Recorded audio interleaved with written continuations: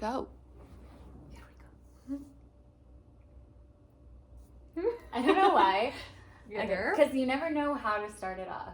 Okay, anyways. What's up, guys? Welcome to Bad Friend, episode 3. We are here with me, Cori X Gabrielle on TikTok, Instagram, and we are with Katie, my best friend. But before we even start, if you have been listening, I just need to acknowledge that episode 2, at the end I said go follow Bad Human. Oh, I was so upset that you did that. And I don't know how to edit, so whatever you guys are hearing, this is non-edited. Yeah, and it's not Bad Human, it's Bad Friend, please. I know. I'm sorry. That was her previous podcast, and now we're off onto bigger and better things. Bigger and better things. So anyways, it's Bad Ex Friend Podcast on Instagram. Yeah, all right. Anyways, so Katie and I are going to be discussing our adoption stories. Katie and I are both adopted. Yes. It's been a great experience. Sort of. No. I'm just kidding. Well, we're grateful for our families. Very grateful. It's just been kind of a wild ride. Right. Through our experiences. We have some crazy experiences. Which is a little crazy because both of us, being adopted, have like kind of similar stories about our biological parents. Right. Which is like weird because when does that ever happen? That two people that are best friends have like a similar story. Correct. It's crazy. Like, it's weird, but we can relate in that aspect. Can we say what your birth mom's name is? No. Ugh. No, Fine. I can't do that. Okay. We're not doing that. Okay. Well, anyways, all right. So we're going to talk about our own experiences, how we processed all of that, because that's fun. And then we're also going to get into like the do's and don'ts if you are like a parent trying to adopt, if you're an adoptee, you know, and we want to hear what your stories are and like what you experience as well. So be sure to DM us, give us your feedback as an adopted child or an adoptee parent, questions, anything like that. Okay. And we should address those in our next episode. Like if people actually do have questions, to like address it in the next episode or follow up somehow. Yeah, that's a good idea. Just so we can get that so input. Smart. I know, like so we can get that input out there. Right? Yeah. Okay. No, I agree. So we'll definitely do that. All right, cool. Anyways, okay, so where do you want to start? How was your week? Let's start there. Okay, so this is going to go so well into the episode because with adoption, okay, so we're going to kind of like follow through with like how it kind of can turn into abandonment issues. Hi, I'm Cori. I'm the queen of abandonment. Like, right. I don't necessarily have many of those issues, but I can relate to some of them. But like abandonment can show itself in so many different ways. And so like for me, it's like the constant reassurance in relationships. It's kind of that unhealthy cycle of relationships where it becomes codependent or you get so fearful of intimacy where you just like block it off and like move on. That's why I think I'm a sociopath. Oh. Yeah. Okay, well, okay. Let's talk about that. Well, we will later. Oh, okay. We need to dive into some other things first. Okay. Anyways, like that. So going into that, why that ties into, okay, so last night I didn't have my daughter and I struggle so bad with being alone. And I know you do, like even sleeping alone. And I'm sorry that I didn't come over last night. I had other obligations. Yeah. That's a different topic for a different day. That you weren't at my beck and call. And anyway, so I didn't have any plans and I was like, oh my God, I need to fill this void with company. And I've been working with my therapist on not, but I'm struggling with it so bad because I'm constantly on the move. So it's hard for me to settle down. It's hard for me to be by myself because there's that void. So company and reassurance, you know, all of that is that validation for me. Anyways, so I was like, all right, bitch, we got to figure this out. how do we spend time together? Meaning me and myself. You and yourself, right. I looked in the mirror. I was giving myself like a pep talk. I was like, you got this, bitch. Let's go. What are we going to do? And then the like mirror replied, and it was like, you need to order some Dominoes and some of those cinnamon twists with icing. Yes. And watch a documentary. Yes. So I was like, wow, you're a smart bitch. Let's get into bed and do those things. So I did. Right. My phone was off. Well, not off, but it was away from me. And I did so well. What did you watch? Let's talk about that first. Seaspiracy. Oh, I've never heard of that. I didn't finish it because like I'm a grandma, so I passed out in like 30 minutes. But it's like talks about like the whale killing, the plastic in the ocean, all of this harm that's going on. And it's like the wildlife in the ocean is going to be like extinct by like 2048, it said, if we continue the way we're doing. It's insane. Huh. Yeah, I was like, okay, I need to buy everything And that's on Netflix? reusable. Yeah, it's on Netflix. Interesting. Maybe I'll check it out. It just came out. I'm more into the murders. Me too. Anyways, how was your week? What did you do besides stitch me last night? I went out with some friends that I used to work with, which was great. It was kind of a very uneventful week. But sometimes that's good. Yeah, it is. I played with my puppy, and that was kind of it. Didn't really do much. Went out to dinner a little bit. A couple nights. Got some stuff done that I needed to. I like that. Yeah, it was kind of uneventful. Boring. I'm a boring life. Yeah. I am. Yeah. Kind of. Okay. But it is Willow's birthday on Willow's birthday is Monday. So I did some shopping for her, got her some little cute gifts. Yes, and me and her dad are taking her to the Dells this weekend, and we're gonna have fun at the water park. Can't wait for your hair experience. I can't even talk about it because I am so nervous. I'm very nervous for you. I texted my hairdresser. I was like, hey, I'm gonna get a little splashy splash on my hair. I know this means like the end of the world. What should I do? And she's just like, a swimmer's cap probably would do the job. I am going to wear a swimmer's cap. Yes. That would look so great. I'm gonna wear this like hot ass bathing suit. I'll be like, hey, and then I'm wearing like a blue swimmer's cap. Swimmer's cap. That's a hot look. I'm a hot look. You are. So there we go. Yeah. Well, that'll be a fun weekend. I'm excited for you guys. I'm excited for Willow. Yeah. She'll thrive. She'll love that. Yeah. Let's hope so. Remember when we went a few years ago when she was super little? Yeah. And she hated these slides. Yeah. She was so scared. I know, we're going to try again. She'll like it this time. Anyways, okay. So, back to being adopted. Do you want to go? Do I want to go? Let's start with you, because just you. Okay. You, baby girl. So, let me just begin by how I feel my birth mother put me up for adoption. This is my narrative. So I think she found out she was pregnant in the boonies of Iowa. She was 22 years old. Right. And she was like, oh my God, what do I do? You know, and she went to her parents. They kicked her out. So she went to my baby daddy. So do you know this for a fact, or is this just coming from your thoughts of what happened? So I'm completely making the beginning of this up. Okay. But whatever, when she gets with the new guy, all of that after that is the truth. Not daddy. Right, this is how I'm thinking. Okay, go ahead, sorry. So she went and told my biological father that she was pregnant, and she was like, I'm keeping the baby, but I'm not going to stay with you because he was a crackhead, he was abusive, he was like putting a gun to his dad's head whenever they got into an argument, like just some crazy shit. That's true. And so Jesus. He was like, no, you're not leaving, blah, blah, blah, all this stuff. Long story short, she left. And 3 months into her pregnancy, she met this other guy. And because she got kicked out, and she like clung on to him because where was she going to go? She didn't have a job. She didn't have an education, all of that. And so he was like, yes, we'll be together, but you have to get rid of that baby.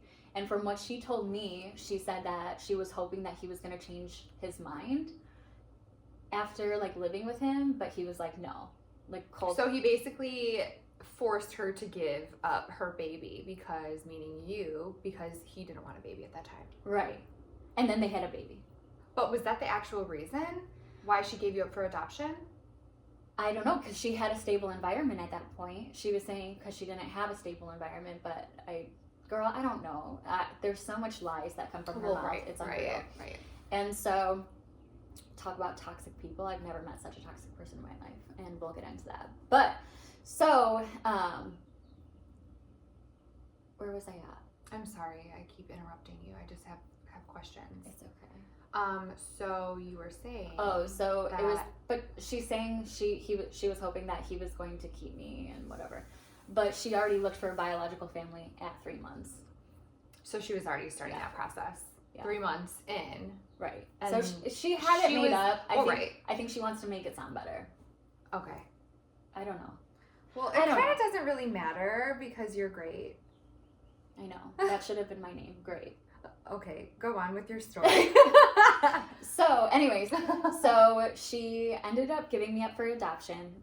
The story she told me was that she was in the room, you know, after she had me in the hospital, and she said that she was sobbing, she was crying, she didn't want to make this decision, and that my mom, who adopted me, who are my parents, that's I call mom and dad. Right.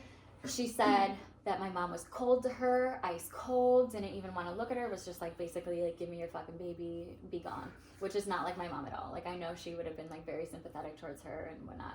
And anyways, so I was adopted. I was brought home on Valentine's Day. Which is now your birthday. Yes, I celebrate my birthday on Valentine's Day because I hate my birthday because of this woman who has destroyed so many things.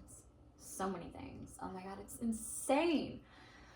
Ugh. Anyways, like stay tuned because she contacted my adopted family, wrote them a letter of how horrible I was, that I need to go to Jesus camp.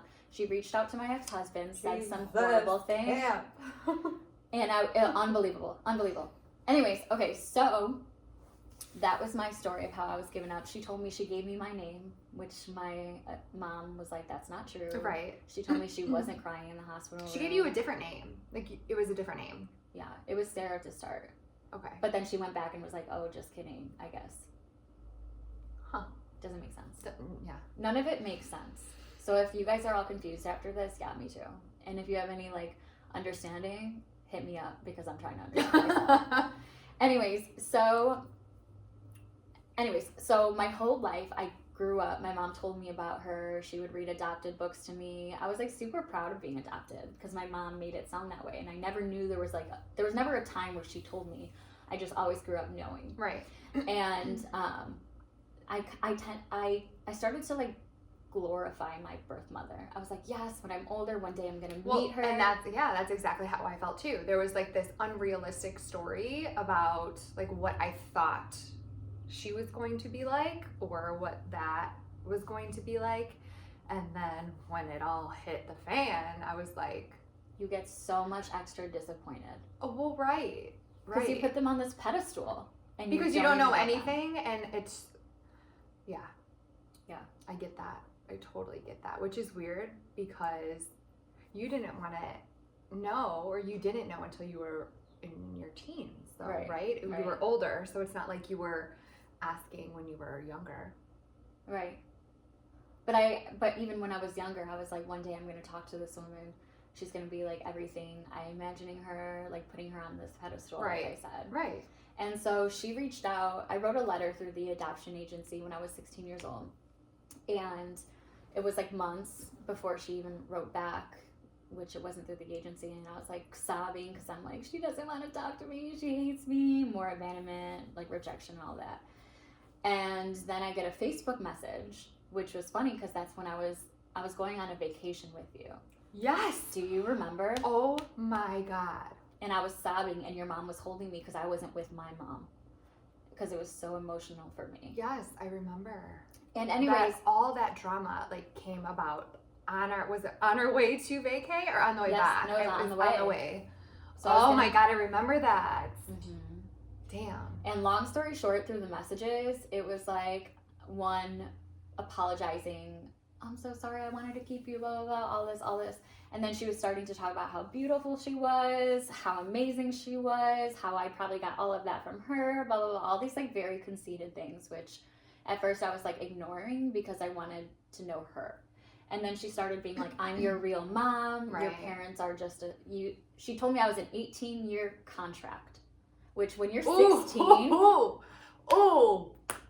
When you're 16, imagine hearing that. Yes. And like you're already going through like these emotions like of being a teenager, going through whatever the hell you were going through, and then this on top of it, it's like, holy crap. It was horrible. Yes. And she told me that my dad in the hospital was like, yes, I agree. When she's 18, we'll send her back. What the fuck? Like your parents now? Yes. She said that about your parents now, so that they will send you back to her. At 18. Unreal. I can't. I can't. I fucking can't. Anyway, so I was like, hey. Oh my God. And my mom was super supportive throughout all of it. She's like, what do you want to say? I'm sorry, like you're getting like emotional about this. You know, I always knew this day was going to come. How do I support you? And I was like, honestly, I just feel so uncomfortable because she's trying to push herself being my mom so much. Right. And I was like, no, you didn't wipe my ass. I'm sorry. And so I ended up blocking her. And then all the communication was Facebook though, right? At first, yeah. Okay. Yeah, when Facebook wasn't dead. Right. Anyways, so fast forward to when I was 23. And I might get emotional when I talk about this, but I had my daughter. She was 6 months old. And I still had always wondered about my birth mom. I still put her on this pedestal. I was like, oh, she was probably just confused. I wasn't ready. She wasn't ready. We didn't know how to handle it. And so I was like, okay, well, I'm married now. I have a kid. Right. Maybe it's different. Maybe it'll be different this time. Maybe I can just get to know her as a woman. Like a woman to woman. Sure. So I reached back out. Mistake again. And you reached out? Yes, I reached out. Via what? I had her phone number at that time. Oh, okay. Because I had I'd gotten in contact with my biological sister. Super normal, super sweet, and so whatever. And so I got her number, and we started contacting, and she's like, I'm so sorry, I handled it so poorly. You know, I know those are your parents. You know, I didn't know what to do. I had so much trauma. And I was like, oh, wow, she grew up. I'm so happy. She's realizing that was not appropriate. Right. And so I was like, yes, like, okay. So it got to the point where I was FaceTiming her every day, talking about like all of the stuff she missed out on my life. She was interested in it. She was hyping me up. She literally my personality, but like 2 inches shorter. And we just clicked. It was like I had never not known her in my life. Right. I fell in love with her instantly. Right. I was like, oh my God. This is what I was expecting. This is what I was expecting. Right. This is what you kind of wanted this. Right. And so for 6 months, she was that. 6 months. And she would come She met Willow. Yeah, she met Willow. She would come to your house, stay with you. She would stay with us because she was like 3 hours away. And your mom knew about this. Like she was completely fine with it. She was super supportive. She was just scared I was going to get hurt. Right, which is totally, which happened. Oh, well, right, and she was, which happened. Obviously, she wanted to protect you because of what happened in the past. But okay, go on. Sorry. So she became my best friend. Like she was like literally like, I need to find a hot guy in Chicago, take sexy pics of me on the bed, make my like dating profile. I was like, you're weird as hell, but all right, you know. And it was just so fun. It was so fun. She was so sweet, so. She was nice when I met her. Right. That's one personality. Right. One personality. Yeah. And so, let's see. After that, we hung out. She would stay the, weekends at my house. She got close to Willow. She got close to me. And we would, like, share the bed. We would sleep together. She would, like, rub my hair at night. Like, it was just everything. I would tell her like the sex stories. She would oddly tell me hers, and it was just so funny. Yeah, like we were best friends. It wasn't like a mom and daughter thing. It was just like best friends. Right. And there was one time. So this is the ending of it. 6 months. I fell in love. This is everything. I'm so happy. I want her to meet my family. I want to like have her in my daughter's life. I want her in my life. And so I remember it was December 24th. 2018, I believe. Yeah, 2018. And I posted a picture with me, my mom, and Willow on Facebook. And I was like I remember this day. Yeah. Mm-hmm. I was like 3 generations of love. And oh, shit hit the fan. Shit hit the fucking fan. Because she texted me, she goes, how ignorant can you fucking be? Like, I'm your fucking mom. I'm your real mom. I don't know why you're posting pictures like that when you bash her all the time. All of this stuff, because I've trusted her, so I told her, everyone has family issues. Well, right. So I would talk to her about some of these things that came up. Sure. Trusting her. Right. And she was like, you're ignorant, you're rude, you're selfish, you're spoiled, you're a brat, blah, blah, all this stuff. And I was like, it broke my heart. It broke my fucking heart. Right. Like, I have never experienced a heartbreak like that in my life, because it was like, it was 23 years of building someone up just to tear it down and tell you you're like the worst thing to fucking happen to them. And I was like, wow. And after that, she had messaged my ex-husband at the time and was like, I'm so sorry you had her as a wife. I completely believe your side of the story. All of this, which is such a stab in the back. Right. And then she wrote a handwritten letter to my family. It said that I was Satan, that I was selfish, that I didn't know, that they raised a girl that didn't know how to respect anything, all of this, and was like, she talked about you and you and you, and this is what she said, and I'm like, how? What the hell? What the hell? And so I haven't spoken to her since, and so you totally completely, I mean, did you respond to her? Did you? I didn't. I don't remember. I was so hurt. You just blocked her completely? I was so hurt. I said, this isn't worth my energy, because I had my daughter to protect. And you said that to her, or you just? No, I didn't. Okay. I didn't think she needed one. And so, like, it was like almost like I was the parent and she was the child. And right. I was like, I'm not doing this. I have a child of my own. I'm not going to have you around if you're so toxic.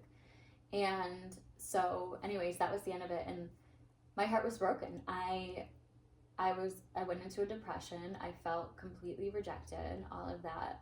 And I mean, how could you not? Right. Like, right.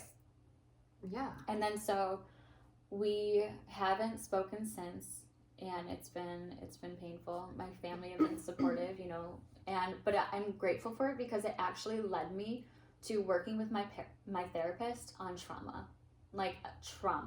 Because I know everyone processes it differently, but like I have severe abandonment issues from it.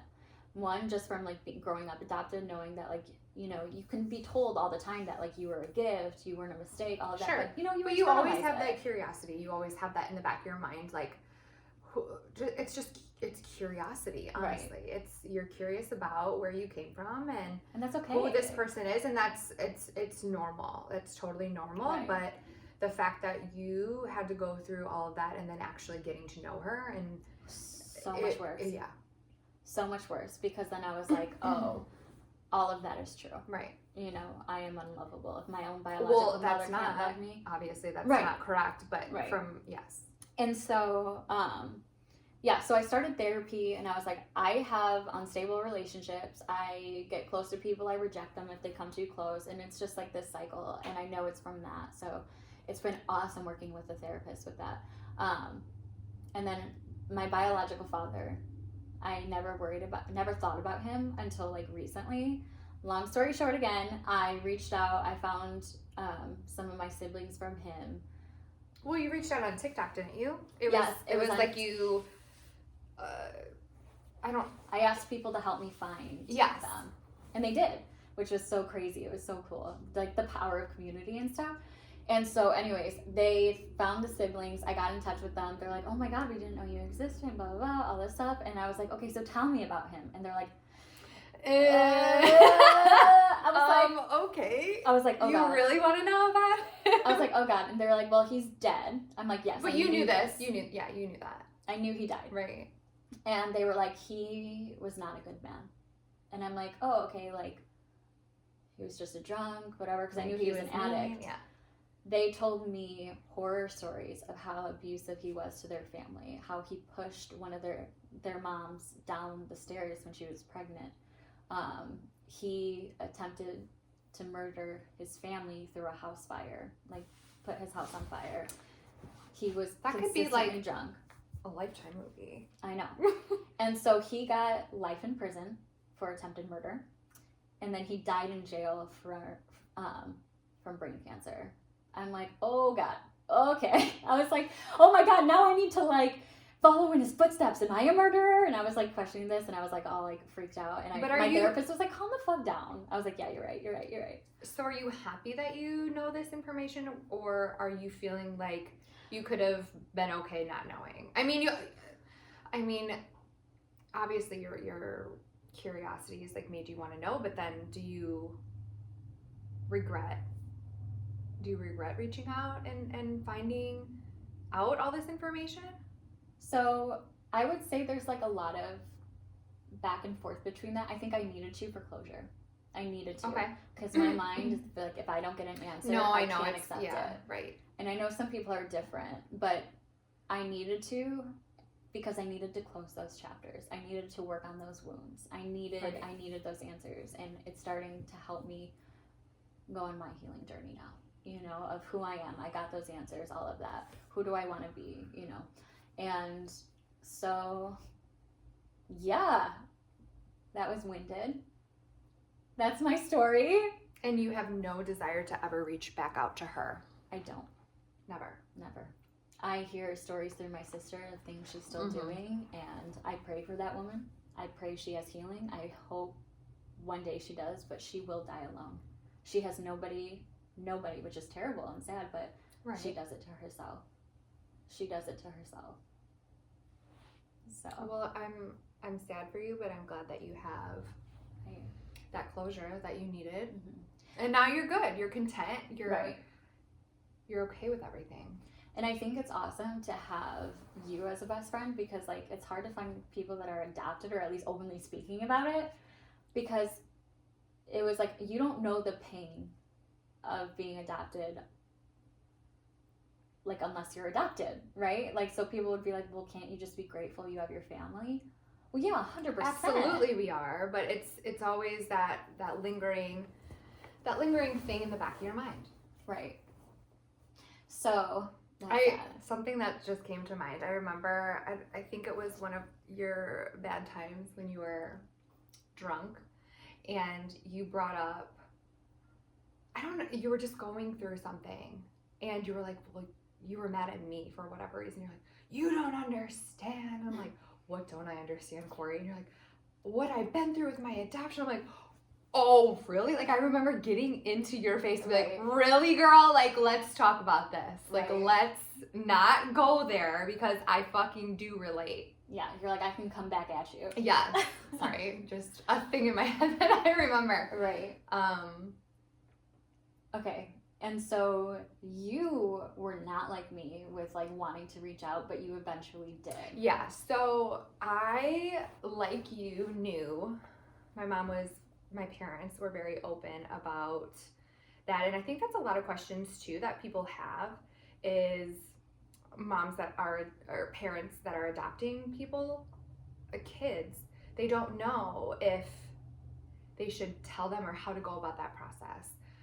My suggestion to all parents that are adopting is to be 100% open. 100% open about the adoption, about however you want to go about it.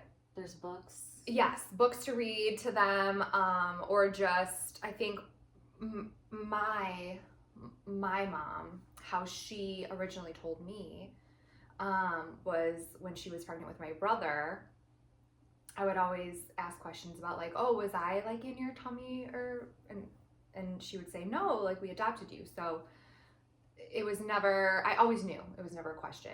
So I 100% appreciate that. Mm-hmm. I would have so much resent if my parents. Oh my God, so would I. If they didn't tell me and then I found out some way, or so I'm very grateful that I did know. Mm-hmm. From the beginning, right from the beginning. Don't keep it from adopted children. Do not keep it from them. I think that makes the relationship with your parents stronger. Yeah. Being open and honest about that communication. Yeah, absolutely. So I never wanted to know. I always had that lingering thought in the back of my mind. I just never wanted, I would always be just super emotional about it, and I did not know why. Every time somebody would bring it up, I would just start, I would shut it down. I would cry because I still don't know to this day why I was ever so emotional about it. I don't know. I was just so emotional. Well, even it's an emotional thing. Well, right. So I just I put it off. I didn't. Maybe that's one of my issues. I don't want to address things like we've talked about. Right. You have an issue addressing them. Yes, I have issues addressing certain situations, and that was obviously that situation that I just put off. I think it was when I was, how old was I? 23 or 24 when I started asking my mom questions, just like for pictures or just like curiosities. And then obviously Facebook, found her through Facebook, and then I was fine with the pictures. And just knowing what she looked like, whatever. And then I was more curious about my father, my biological father. So I found him on Facebook and started communicating. I reached out to him and started asking questions. And instead of your birth mom. Correct.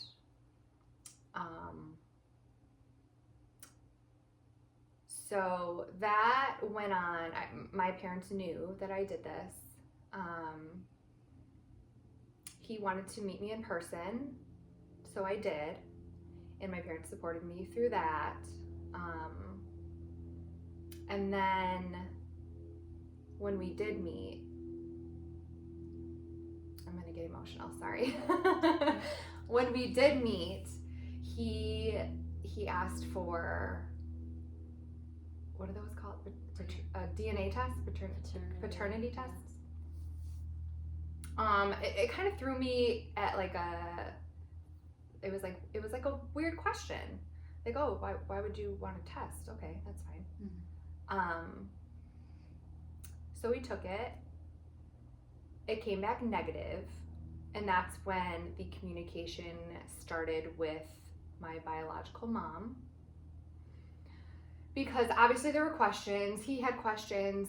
We had questions. My parents had questions. It was like, oh, well, you told my parents this story, and it was a false story. Like, what's happening? Like, I don't know. So many emotions were going through my head. I didn't know what to think. Him and I kind of started developing a relationship, so it was upsetting because I wasn't expecting that. Right. You were expecting him to be your father, and then she kind of threw you in a loop. Correct. So drama started happening when I started communicating with her. Some other men were thrown into the equation of who could have been my biological father. I wish I did not continue with that, with taking the DNA tests with the men. But I did, and again, they came back negative. So, long story short, I still don't know who father is. We just say that Katie's father is so we call him Crack Daddy. Crack Daddy. We have the same Crack Daddy. Yes, I don't know who Daddy is, so Crack Daddy is our daddy. Anyways, it's kind of this whole thing. It was super drama filled, and I don't regret that I went through that process. I kind of I'm very upset by it. Upset that she would have lied, and maybe there's something that I don't know that she wasn't wanting to share. I don't really know the story, but this whole thing that it made me realize so much about what I have in my life, and the parents that I do have and how grateful. Yes, I can be an asshole. I was an asshole when I was growing up. But now looking back and knowing the things that they did for me, and it's just like surreal to think about my life and how it turned out. And yeah, I had curiosities about my biological parents, and I think I always still will. But looking back, I'm like, holy shit, how amazing my life is. And I think you can say the same, how amazing our life like turned out. Right. And I'm grateful for my life and my parents, and I'm great. Like, they are so lucky to have gotten me. They are so lucky to have gotten me. No, no, I know what you're saying though. Yes, they're lucky. I'm more lucky, and it's been a crazy ride, but I've come to the point where I don't need to know. Right. I don't need to know him. I don't need to develop a relationship with her at this time. I'm content. Right. With not knowing. I don't know how I'll feel if I ever have kids or that story. I don't know. I don't know how I feel. Right now I'm content. I don't know in the future if I'm older. And you don't need to know that right now. Right. Right. She has her own family. She has her own life, and I have my own life and my amazing family, and I couldn't ask for better parents. Right. And I think that just goes to show how different people's experiences can be of like, what are you looking for? What are you able to close on? What are you able to like cope with, etc. as adopted children. And so, I mean, and I want your like thoughts on this too, but like as adopted children, we have a lot of things that we go through, whether that be identity, curiosity, and how we get through that, pain, emotions. And for me, that turned into, anxious attachment styles and whatnot. And if anyone's ever experiencing that, even not through adoption, but I'd highly suggest start working with a professional, so you don't have to continue to fill voids that are hurting you, working on that self-confidence, working on codependency, acceptance of yourself, acceptance of the situation, and right, which I probably should get on that. I need a therapist. Right. But like, even with that constant reassurance, or that validation, like look into that, like what is that and why is that happening, and almost giving it back to yourself. So being open, I think too, now that I've went through this experience, I've been more open about how I feel about things. Like with my parents, like I talked to my mom about it, and she is super accepting of me and my thoughts and supportive. And I think that kind of made me feel better, that she supported me through that, and I didn't have to feel like I was alone right. in that situation. Mm-hmm. And she wouldn't have ever done anything to keep me from that. Right. So if you are, giving your children up for adoption, I know that's not an easy thing to do. I can't imagine that. Right. I can't imagine that pain, but even though this whole situation that I've been through, I am so grateful that, can you say the same? You're grateful that she did put you up for adoption? Oh, dude, I'd be dead in a bush. Yes. I'd be dead in a bush. Like, I wouldn't be getting my doctorate. The pain that she has caused me, I am so just blessed and thankful to her that she gave me to the most amazing people on this earth. Yeah. So thank you. Thank you. Yeah.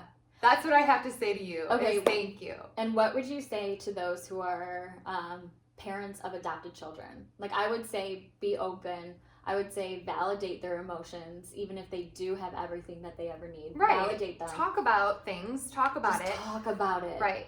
Talk about it. Talk about it. Yes. So my,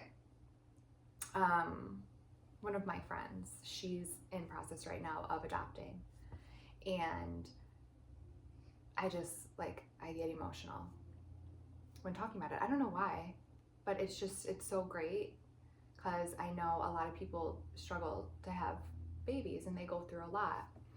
And she has been with this agency, and it's just, I don't even know how that process works. You're the agency, you're on a wait list. Is that how that works? It's a whole process. It's a whole long process.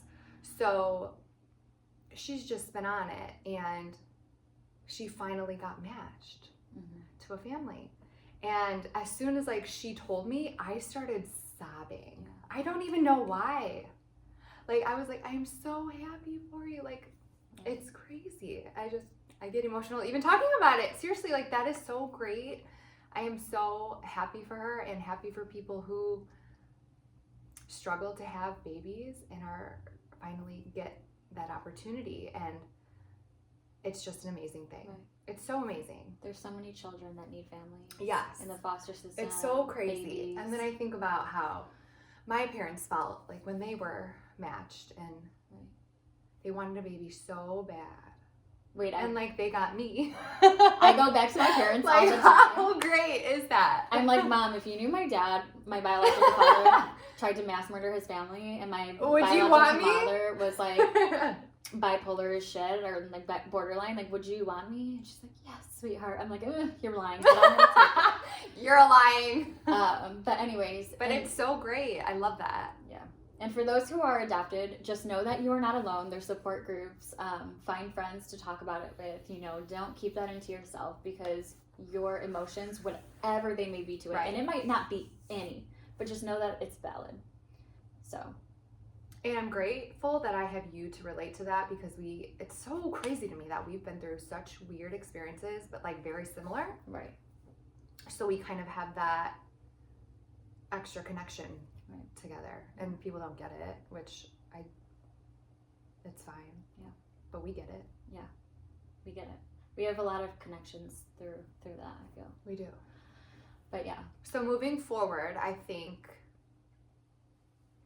I don't know, I've come to terms with my situation. Mm-hmm. Me too. We're both in a good place with it. Mm-hmm. And what if Willow ever asks you about it? Will she? I don't know. Will you be open to telling her about your story? 100%. My story's already out there. So. Oh, well, yeah, but I don't know if I don't even know if she even would even remember. Because she was so young when she did meet her. She wouldn't remember that, okay, no. So she won't be like, oh, no, bring it up her for whatever reason. Okay. Yeah, but anyways, well, thank you for sharing your story and being vulnerable. I know these topics are not easy to talk about. No, it's not. It's so super emotional, but I'm people are always asking me, and I'm open to talking about it. I have no problem. People are like, oh, do you feel awkward? No, I don't feel awkward. It's emotional, and it's been a roller coaster, but I'm definitely open to discussing it and being open with my story. Mm-hmm. Yeah. So with that, I say we're bad friends for each other, but I think we can be pretty good. We can be pretty good. Pretty good. So, yes. Yeah. Yes. Well, thank you. Thank you, love. Thank you. Anyways, okay, so please submit your ideas for what you want to hear us talk about next. DM us with any feedback you guys have. We'll address it in the next episode. But we appreciate you guys for listening. Yes, thank you. Yeah, I hope you have a bad day. Bad day, everybody. I feel like that wasn't our best. No, I was kind of off. I was kind of off too. You repeat yourself a lot. I know. Like you say something because and then you say it again in another way. But I didn't know how to I didn't want to go into detail. I mean, it's fine. I think it's good. I felt it's an emotional topic, so you weird to talk about it. Oh.